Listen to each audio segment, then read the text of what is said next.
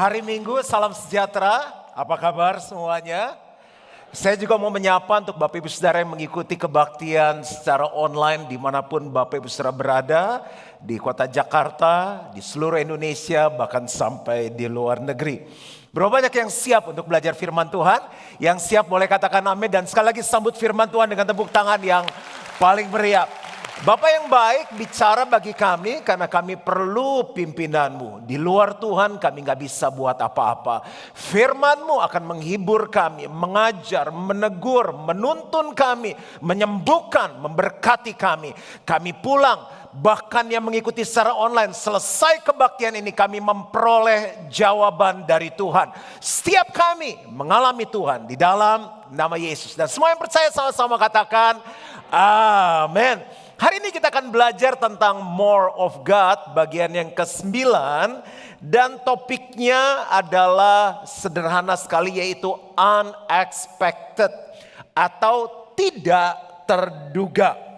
Bicara tentang more of God, tujuan dari seri ini disampaikan adalah supaya kita bisa mengalami Tuhan lebih lagi dalam segala hal. Dan saat kita mengalami Tuhan yang lebih lagi, kita bisa memberkati banyak orang menjadi berkat. Dan tujuan akhirnya adalah supaya Tuhan dipermuliakan, Tuhan disenangkan. Karena Tuhan kita bukan Tuhan yang kemarin, Tuhan yang biasa-biasa aja, tapi Dia Tuhan yang lebih. He is a God of more. Berapa banyak yang ingin mengalami Tuhan yang lebih lagi? Nah, seringkali banyak kita nggak bisa mengalami Tuhan yang lebih lagi, God of more, karena kita berpikir Tuhan akan bekerja dengan cara yang kita bisa duga. Ternyata Tuhan bekerja dengan cara yang tidak terduga. Seperti tingginya langit dan bumi, demikianlah tingginya atau bedanya rancangan Tuhan dengan rancangan kita, jalannya Tuhan dengan jalannya kita. Jadi kalau kita mau ikut Tuhan, semuanya yang terduga, yang bisa dideteksi, yang bisa diukur nggak bisa. Loh, kita lihat teman kita yang dulu kayak setan sekarang kayak Yesus, kan tak terduga. Kesambar apa lo? Nah, itu cara Tuhan kerja. Orang yang tiba-tiba minus, udah parah banget kan, tiba-tiba dia angkat Tuhan dengan luar biasa. Orang yang mungkin ngomongnya gak shalom. Nah gitu kan, itu cerita-cerita kayak Benny Hinn, Morris Cerullo, dan siapa lagi dipakai Tuhan, tiba-tiba dipakai Tuhan dengan luar biasa. Khotbah dengan lancar sekali. Jadi hari ini dengar baik-baik, semua kita mengikuti kebaktian online yang di onsite. Kalau kita mau mengalami Tuhan yang lebih lagi, He is a God of unexpected. Tidak terduga. Jadi jangan diukur-ukur, jangan dihitung-hitung, Dia Tuhan yang unexpected. Thank you untuk amin ya. Efesus 3 ayat 20-21. He's a God of unexpected. He's unexpected God. Pakai bahasa Indonesia, Dia Tuhan yang tidak terduga. Tepuk tangannya dong untuk Tuhan yang luar biasa. Oh, saya lupa pakai masker ya, jadi aminnya gak gitu kedengeran. Dan juga sayangnya kan udah agak dikit-dikit pendengarannya menurun. Efesus 3 ayat 20-21. Are you ready? Apakah kita siap? Bagi Dialah yang dapat melakukan jauh lebih banyak. Bilang sama-sama, jauh lebih banyak. He's a God of more daripada yang kita doakan atau pikirkan. Seperti yang ternyata dari kuasa yang bekerja di dalam kita. Ayat 21 ini dahsyat banget, kita baca sama-sama 2-3. Bagi Dialah kemuliaan di dalam jemaat dan di dalam Kristus Yesus turun-temurun sampai selama-lamanya. Jangan lupa saat kita mengalami more of God, tujuannya untuk kita bisa memberkati banyak orang dan kemuliaan bagi Tuhan. Langsung masuk ke bagian firman Tuhan. Untuk mengalami more of God, kita harus mengerti cara Tuhan bekerja. Yang pertama, unusual manifesto.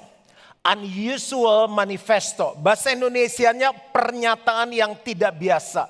Kalau kita mau mengalami more of God, kita harus terbiasa dengan statement-statement firman-firman Tuhan yang beda banget sama logika kita, nggak terduga.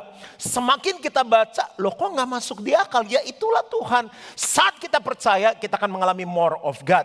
Misalnya, kalau kita baca Matius 5, Matius 6, Matius 7, itu saat Tuhan khotbah di bukit kan, ada yang namanya sabda bahagia. Tapi jangan berhenti sampai di situ, baca terus.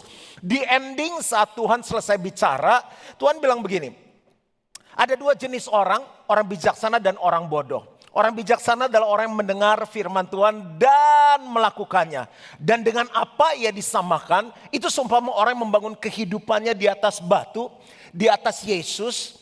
Dan jika hujan datang, badai menerpa, banjir menerjang, rumah itu tidak rusak sebab dibangun di atas batu. Bukankah ini more of God? Nah, untuk itu kita harus mendengar setiap firman dari Matius 5 sampai 7. Ini cuma salah satu contoh ya. Semua Alkitab itu firman Tuhan. Dan melakukannya.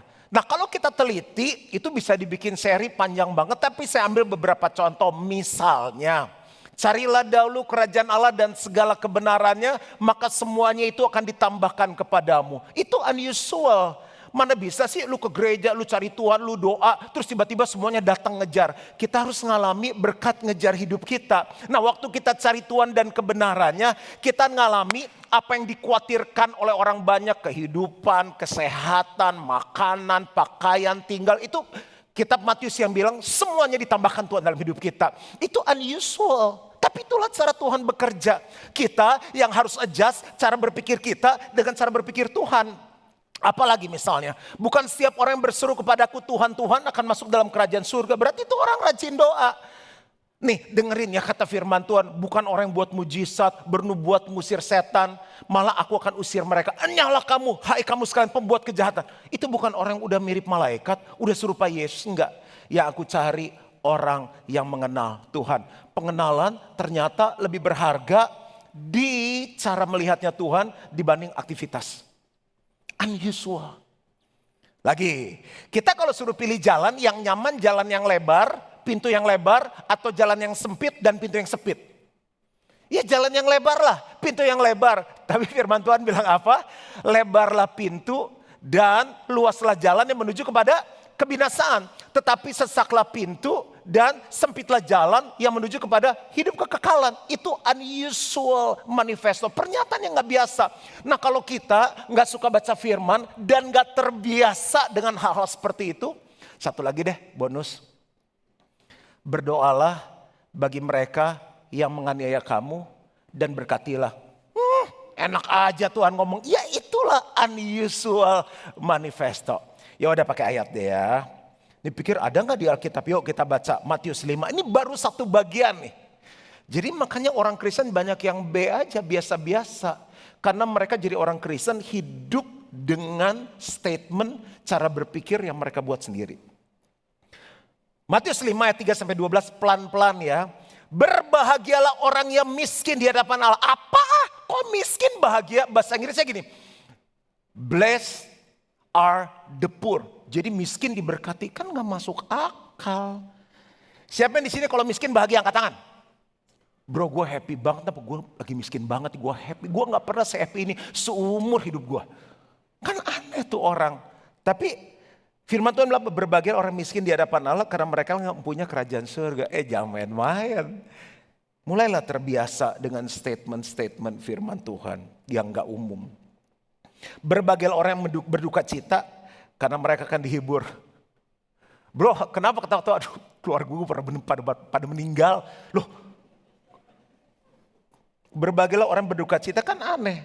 Mesti orang berduka cita itu bersedih karena mereka akan dihibur. Miskin itu sebuah kondisi di mana kita nggak punya apa-apa, nggak bisa buat apa-apa, nggak tahu mau ngapain, tiba-tiba ngalami penyediaan Tuhan. Tiba-tiba dapat arahan Tuhan. Itu kayak dapat apa ya? Di tengah panas terik dapat ini bahasanya bagus nggak? Setetes embun. Tiba-tiba, ini mau khotbah gini kan nggak gampang. Suka bengong, istri bilang kamu kuat ya main handphone dari pagi malam. Bukan main handphone. Baca, klik lagi artikel Google, search, renungin lagi. Ini sudah hidupin belum ya? Baru diajarin lagi. Tapi tiba-tiba waktu saya lagi miskin dan rasanya apa ya mau khotbah ya. Tahun depan nih arahan Tuhan apa ya. Tiba-tiba dapat hikmat. Beng khotbahin ini. Itu yang Tuhan maksud. Daripada setiap kali mau khotbah apa? Hari ini 7 kali siap. Besok khotbah siap gitu. Mau beli apa? Siap. Beli pulau, beli negara, beli apa? Beli teman, kita beli semua. Kalau selalu punya duit, dia gak akan pernah ngerasain Tuhan. Lagi ya, berbagailah orang yang lemah lembut karena mereka kan memiliki bumi. Wah, lemah lembut sih diinjak tuh kan kayak tahu Pak, bentar juga gencret. Gencret atau kalau mencret kan buang air. Apa sih yang cret? Ah itu. Jadi kan harusnya kita kuat dong. Dengar dong hukum rimba. Siapa kuat, siapa menang. Lu jangan mau diinjak lu harus lebih galak dari dia. Dia curang, lu harus lebih lihai dari dia. Nggak sesuai om, tante. Lemah lembut tuh gini. Nggak melawan, mudah dinasehati, mudah ditegur, nggak gampang tersinggung, nggak gampang kecewa, nggak gampang marah. Orang-orang gitu yang memiliki bumi. Mau lanjut nggak nih? Ini udah aneh semua nih firman Tuhan nih. Berbagailah orang yang lapar dan haus akan kebenaran karena mereka akan dipuaskan. Ada orang Kristen gini, nggak ngerti nih, udahlah hidup udah susah nggak usah dipikirin. Kalau saya nggak, misalnya dulu ya, pada mulanya Allah anaknya siapa ya? Allah adalah roh tuh kayak gimana ya? Sampai ketemu, oh coba deh kayak angin bertiup tuh Yohanes 3. Kamu gak bisa lihat tapi kamu bisa rasakan. Oh aku pengen dong merasakan kasih Tuhan gimana? Lahir baru. Oh kasih Tuhan tuh kayak gitu. Nah gitu, itu selalu punya lapar dan haus. Baca firman males, gak ngerti ditinggal, tawa gelap. Ya jadi sampai 10 tahun jadi Kristen tetap bodoh. Gak ngalami more of God. Mbok kalau gak tahu nanya. Kalau nggak tahu digali. Oke. Nggak saya maklum lah udah lama online kan ya setahun 10 bulan udah lupa Pak. Kalau di rumah kan amin-amin sendiri aneh. Lanjut ya. Berbahagialah orang yang murah hatinya. Bangkrut dong murah hati. Karena mereka akan beroleh kemurahan. Musiknya kan ini berbahagialah orang yang terus menerima. Firman Tuhan beda, lebih berkat memberi dari menerima, semuanya unusual. Udah nih kayaknya gak bisa panjang karena saya ada 5 poin. Tapi baca terus deh, setiap kali gak masuk akal, gak biasa. Cara berpikir kita yang dirubah dong, masa Tuhan yang suruh. Tuhan coba yuk rubah cara berpikir, dia Tuhan gimana? Terus dia rubah cara berpikir kebalik loh. Jadi siang gelap, malam terang, repot kita. Anjing mengeong, burung menggonggong, repot kita udah. Tuhan udah oke di sana, jadi apa-apain. Kita yang harus rubah. Bilang kiri kanannya, kita yang harus rubah. Udah otak cuma segede bapau, dia suruh ngatur Tuhan. Ini statement ya, bawa pulang, jangan terpengaruh oleh pernyataan manusia. Jangan terpengaruh oleh pernyataan manusia. Kita gak hidup dari apa kata orang, tapi kita hidup dari apa kata Tuhan. Walaupun gak masuk akal, unusual manifesto, unusual statement, tapi kita hidup dari apa kata Tuhan. Ayat Matius 4 ayat 4. Asik. Yang kedua, mau tahu cara Tuhan bekerja dan mengalami more of God, unusual people. Artinya apa? Orang-orang yang gak biasa. Siapa yang di sini mau dipakai oleh Tuhan?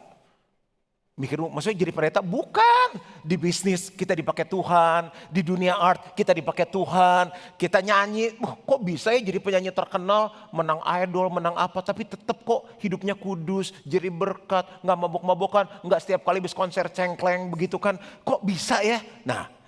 Nah Tuhan mau pakai orang-orang yang gak biasa. Baca deh di Alkitab, nelayan dipakai Tuhan. Makanya tuh orang-orang pintar kan marah terus. Siapa sih ini? Bilang ada raja yang mau datang lah. Apalah kalimat-kalimatnya gitu. Karena mereka orang pintar. Dan yang ngomong-ngomong tuh yang pengikutnya banyak orang-orang biasa, nelayan.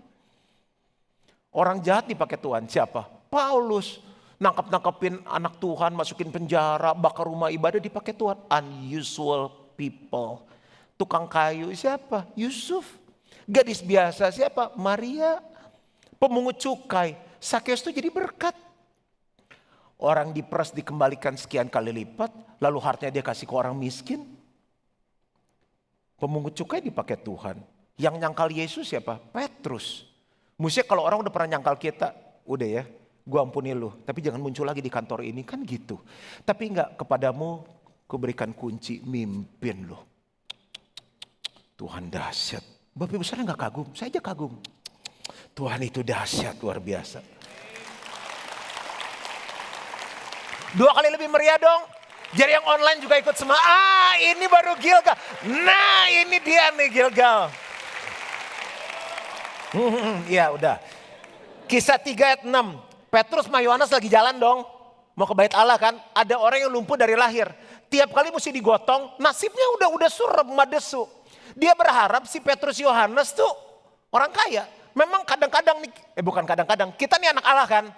Anak Bapa kan, Bapa yang punya surga, yang punya langit bumi beserta segala isinya, iya kan? Biasanya kita ketahuan gak? Lihat, orang kaya nih, lihat dari mananya? Kalau kita lihat orang, kita bilang ini orang kaya, lihat dari mana coba?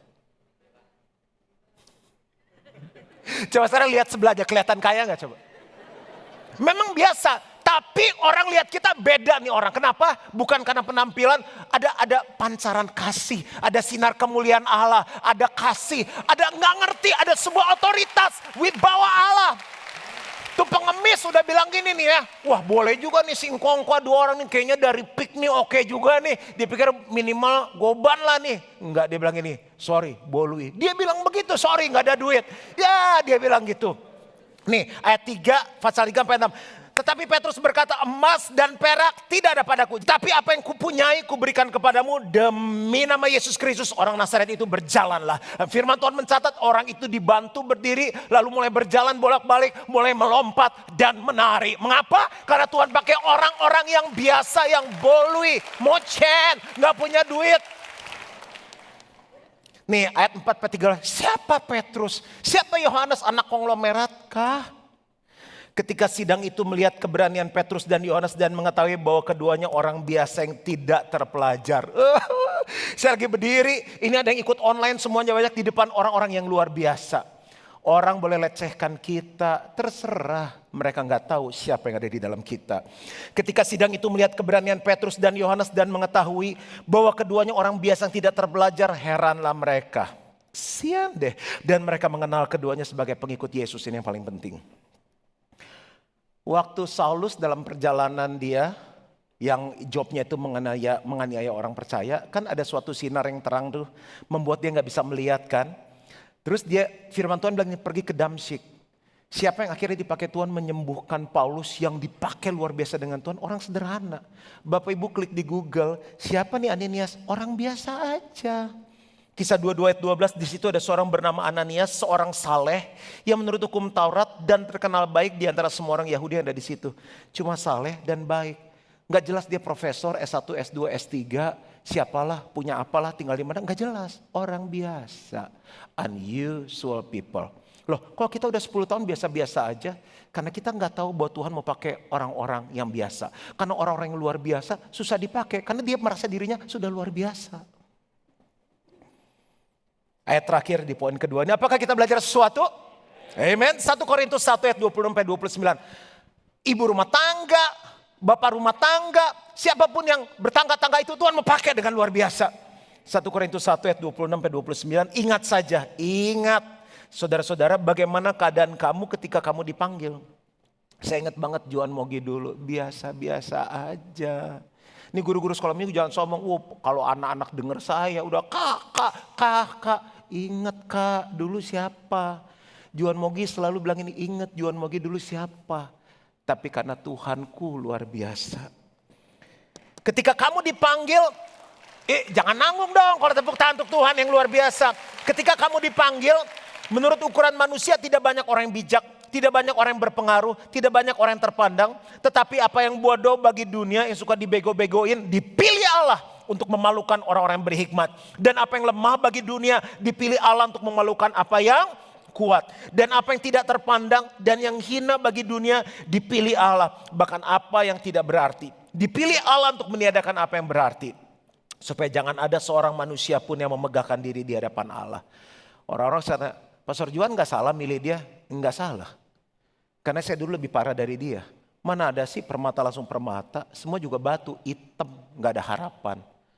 Tapi waktu diserahkan ke tangan Tuhan, yang gak biasa itu jadi luar biasa. Keren. Nih statement ya, statement yang kedua. Nanti diingat statement ini aja. Jangan biarkan orang lain memberi batasan untuk kita dipakai oleh Tuhan. Hah? Lu mau khotbah? Jangan dengerin mereka. Kalau Tuhan udah pilih dan panggil kita, selesai udah. Jangan biarkan orang lain memberi batasan untuk kita dipakai oleh Tuhan. Siapa yang suka ngasih batasan?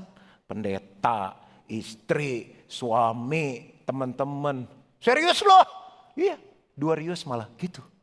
Kalau Tuhan udah suruh, go. Yang ketiga, Kalau mau ngalami more of God, mesti ngerti cara Tuhan kerja. Unusual miracles. Kita tuh saking dengar kesaksian banyak. Jadi kita pikir Tuhan harus kerja sama dong kayak dia tuh. Tiba-tiba buka pintu, udah ada yang naruh duit segepok depan pintu. Ya kan beda. Beda. Kisah 19 ayat 11 sampai 12. Oh ya, BTW siapa yang lagi butuh mujizat hari ini? Gitu. Pokoknya tenang aja nih. Unusual miracles. Oleh Paulus, Allah mengadakan mujizat-mujizat yang luar biasa. Bahkan orang membawa sapu tangan atau kain yang pernah dipakai oleh Paulus dan meletakkannya atas orang-orang sakit, maka lenyaplah penyakit mereka dan keluarlah roh-roh jahat.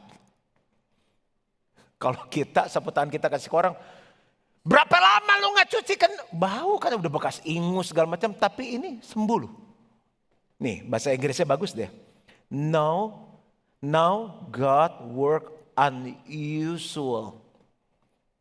Now God work unusual miracles by the hands of Paul, so that even handkerchiefs or aprons were brought from his body to the sick, and the diseases left them, and the evil spirits went out of them. Ada yang bawa sapu tangan hari ini? Udah gak model kali ya sapu tangan, sekarang tisu. Tuhan bisa pakai apa aja. Tuhan bisa pakai siapa saja. Pernah lihat laut terbelah enggak? Terjadi tuh. Dikejar musuh kan udah kepepet. Laut, mau kemana nih? Kebelah lu laut. Aku aja pengen ngalamin. Mulut singa ditutup. Kita lihat singa di kandang aja. Janda dekat, luntur kandangnya lepas tuh. Itu pakai mobil di taman safari. Ini masuk kandang singa loh, mulut singa ditutup, gimana sih ceritanya? Air jadi anggur. Anggurnya lebih bagus yang dari air daripada yang buah anggur, coba bayangin. Itu kan unusual. Pokoknya dengar baik-baik ya. Mau tadi ada berita lah virus baru ketemu di Inggris dari Afrika, udah jangan dengerin dengan firman Tuhan. Emang kalau kita dengerin sih apa? Terus di forward lagi, pengen digigit dia tuh yang suka forward. Itu kan bikin orang tambah tak, ya udah tahu terus mau diapain. Itu juga baru di Inggris, biar jaga. Lu udah forward ke 1.000 orang yang ada di WhatsApp group. Mending forward nih khotbah hari ini nonton nih YouTube nih. Wah gitu. Mana sih orang Kristen. Air jadi anggur, matahari dan bulan berhenti. Saya pikir ini cerita dongeng. Saya Google ahli-ahli yang apa tuh? Yang astrologis segala aja percaya. Sampai pegangan mereka Alkitab. Makanya ada lahir tahun Kabisar, tahun apa. Mereka percaya. Dan sebelum, kan perang Tuhan belum selesai nih. Kalau kita kan, lampu jangan dimatiin dulu nih, mau foto itu masih bisa kan, tinggal diklek. Ini ngomong sama Tuhan, matahari bulan jangan berhenti dulu dong gitu. Tapi Tuhan tuh kerja luar biasa. Sebelumnya Tuhan nolongin mereka. Karena Tuhan tahu kesanggupan kita. Itu musuh-musuh di kalian tuh gak apa, dibikin hujan batu. Tuhan bisa kerja dengan berbagai macam cara. Makanya ya kalau selama pandemi ini orang tinggalkan Tuhan, marah, kecewa, menurut saya sayang. Karena justru di saat seperti ini, Bolui, saatnya kita ngalami Tuhan. Ngadepin orang-orang gak bisa berubah. God, this is the time for me to experience, kok jadi bahasa Inggris ya? To experience unusual miracle. GC2 tuh, GC2 sampai sekarang cicilannya masih jalan. Gerejanya tutup kan? Tapi Tuhannya gak mati, Tuhannya hidup. Tuhan sediakan semuanya. Kemarin spanduknya robek kan kena badai itu atau apa. Bikin lagi seorang bagus spanduknya. Kalau sepeda main, belum pernah ke Pik 2. Main, ya gaul. Nah itu kalau lewat bagus. Dulu saya bilang wah kagak jelas nih gereja kapan kebangun. Orang mau berani kebaktian aja puji Tuhan. Jadi yang hadirnya orang-orang berani loh. Berani sekali. Terus tiba-tiba kan sepedaan nih tiap pagi. Tiba-tiba dek. Jadi pergi sama teman-teman tuh kalau ngelewat sana tuh pada gini. Cie gitu. Jadi maksudnya mereka ikut seneng gitu. Apa sih itu? Nah tapi di hati saya gak lamanya akan terbangun. Gak ngerti gimana.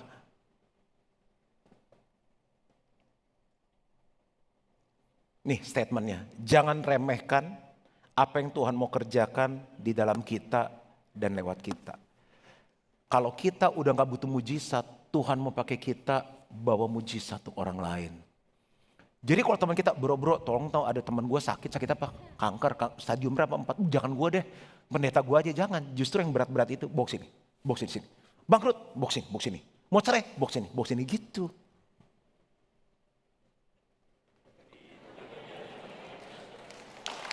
Unusual response. Kan masih kaget, shock. Apa sih khotbahnya? Yang keempat, unusual ways. Cara yang tidak biasa, jalan tidak biasa. Kadang kita suka bingung yang Tuhan dia atau kita yang ngatur Tuhan. Sebelum Natal ya Tuhan 2021 udah. 2021 nih kalau orang tua saya gak bertobat, udah terakhir. Itu cara kita. Roma 11 ayat 33, oh! Coba bilang sama-sama, oh! Kok fales? 1, 2, ini diikuti online loh. 1, 2, 3, oh! Alangkah dalamnya kekayaan, hikmat dan pengetahuan Allah. Sungguh tak terselidiki keputusan-keputusannya dan sungguh tak terselami jalan-jalannya. Iya mau sampai botak kita ngerti jalan Tuhan. Juan Mogi bisa begini, siapa yang pernah mikir sih? Orangnya pemalu, sekarang berani ketemu orang. Sekolahnya bodoh, sekarang ngajar depan orang-orang. Tadi sekretaris saya datang, itu semua grup-grup besar, pokoknya grup bank yang terbesar, bank company, itu udah saya bilang list, nggak bisa list karena saya mesti prepare minggu depan khotbah lagi, Natal khotbah lagi, siapin tahun depan, ini mau meeting sama gembala-gembala daerah, saya mau fokus siapin untuk jemaat. Nggak kepikir, tapi jalan Tuhan mengangkat hidupku, memakai aku, nggak bisa dimengerti. Ini 4 Desember mau launching buku saya keempat, Over the Storm. Nggak bisa mikir. Nulis buku, dulu mengarang aja susah minta ampun, siapa di sini dulu hobi mengarang? Dulu zaman, ketahuan umurnya deh. Zaman kita, sekarang anak sekarang suruh mengarang gak sih? Udah enggak kali ya sekarang bikin project lah, zaman dulu gitu. Nggak tahu tuh gurunya gimana. Ceritakan pengalamanmu berlibur 2 halaman. Oh nggak libur di rumah, main gundu, main layar, suruh 1 paragraf aja udah puji Tuhan. Suruh nulis buku, kepikir gak sih? Gak kepikir. Jadi apapun bidang Bapak Ibu, jalan Tuhan, rencana Tuhan gak selesai karena pandemi ini. Jadi mesti berpikir He is a God of more. Ada yang lebih lagi. Kan ini udah akhir segalanya, udah bangkrut ya, udah tutup deh. Aduh udah turun deh, udah gak bisa naik lagi. Jangan pakai jalan kita.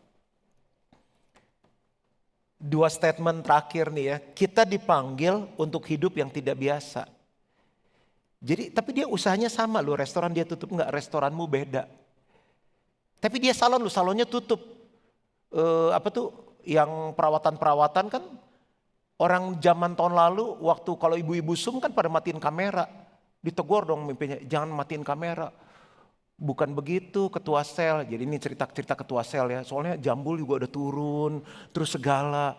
Kita berpikir udah pandemi salon kecantikan tutup enggak. Tuhan mau pakai salon kecantikan kita, restoran kita, apapun bidang usaha kita dengan luar biasa. Ada satu teman kita nih, koordinator juga punya travel. Dia bilang gini,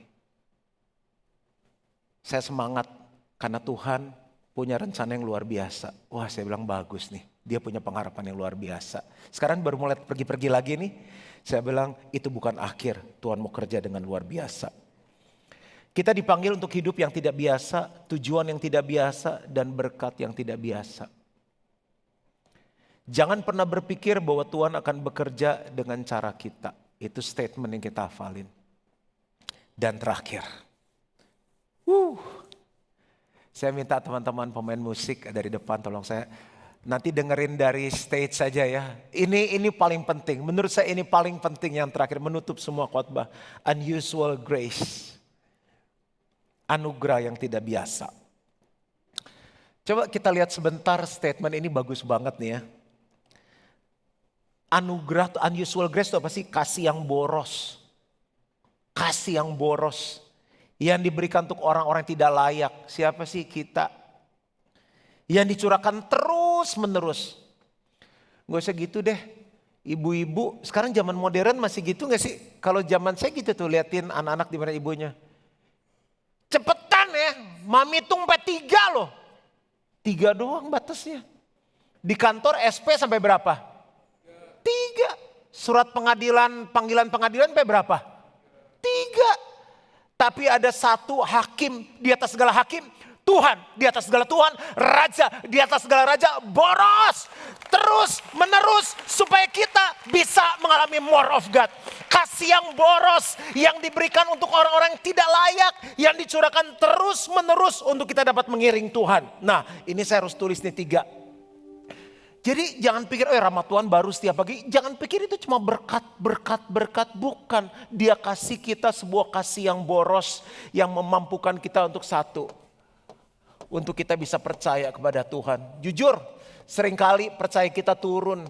Jadi 70%, 60%. Duh anak saya masih bisa menikah gak ya? Ada jodoh yang mau datang gak? Jujur turun. Tapi detik kita lemah bilang hari ini ada kasih karunia Tuhan yang boros. Yang menolong aku untuk tetap percaya. Yang kedua apa?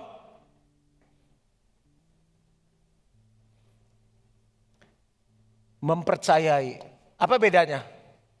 Ada orang percaya Tuhan. Di mana-mana juga orang percaya ada Tuhan, ada Tuhan.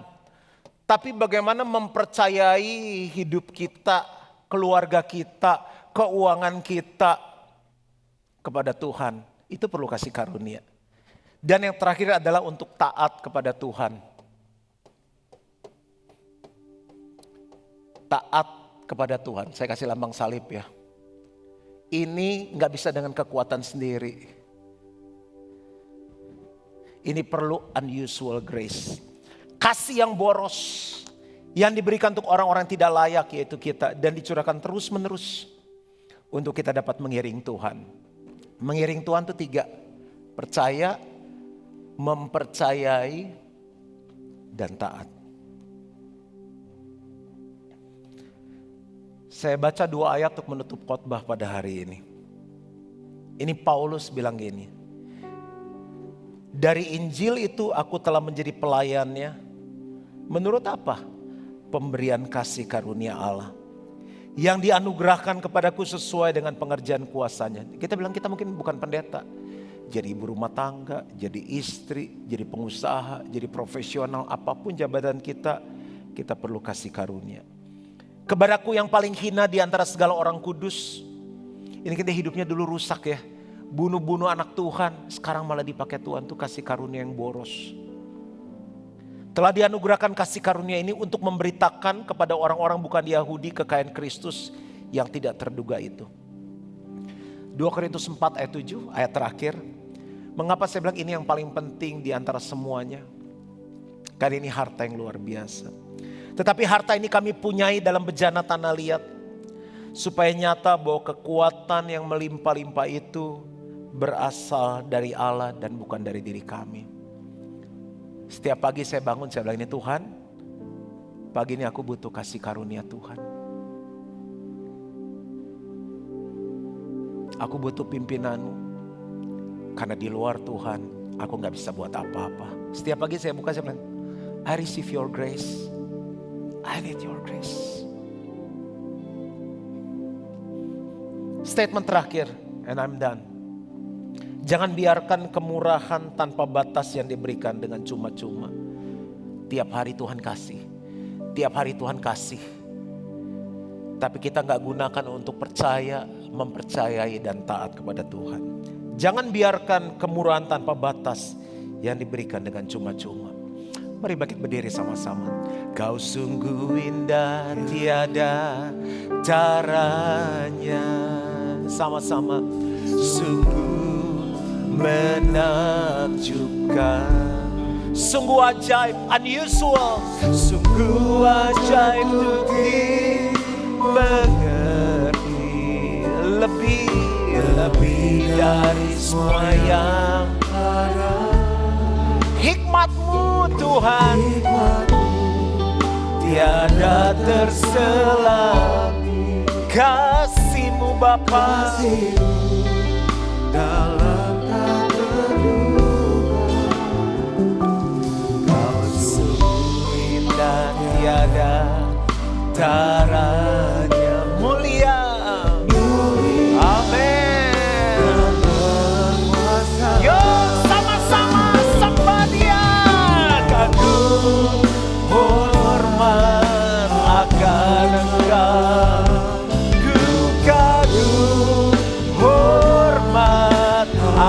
Engkau, Kau Allah yang layak dipuji, ku kagum. Semuanya yang di online, yang di onsite, sembah Dia. Shika Rabba Soto, you are exalted, you are glorified, Lord. Yes, amen. Kau Allah yang layak dipuji, ku kagum. Come on church, one more time. Ku kagum, hormat akan unexpected, unusual ways, unusual grace, unusual people yang layak dipuji, ku kagum akan, kagum akan, ku kagum akan Engkau. Katakan, ku kagum akan Engkau. Sorak-sorai bagi Tuhan yang luar biasa. Come on church.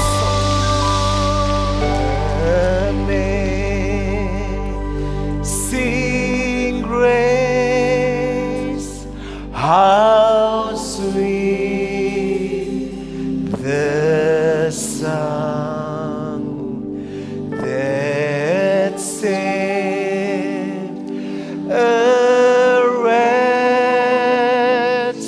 like me. I once was lost, but now I'm found. Was blind, but now I see. Suara musik main dengan lembut, pejamkan mata kita. Berapa banyak setiap kita yang mau mengalami more of God. Angkat kedua tanganmu, bilang Tuhan aku mau mengalami more of God. Siap-siap. He's not expected. Tidak terduga. Kalau semua bisa diduga, Dia bukan Tuhan. Tapi rencananya sempurna. Bawa pulang 5 hal ini. Terbiasalah dengan unusual manifesto. Pernyataan-pernyataan firman yang gak biasa, yang gak masuk di akal kita. Tuhan mau pakai unusual people, orang-orang yang biasa menurut dunia. Bisnismu gak akan pernah sama lagi, keluargamu gak akan pernah sama lagi. Be ready, punya ekspektasi untuk unusual miracles. And be ready for unusual ways. Cara, jalan yang gak biasa. Dan yang terakhir, ini yang available setiap hari. Unusual grace. Unusual grace. I once was lost, but now I'm found. Sama-sama. Was blind, but now I see. Come on, sing it one more time. Amazing grace, church.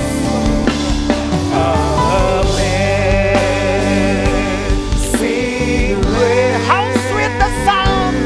How sweet the sound that separates like him.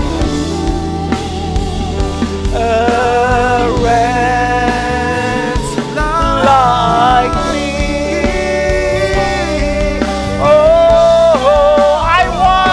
I once was lost, but now I'm found. Was blind, but now I see.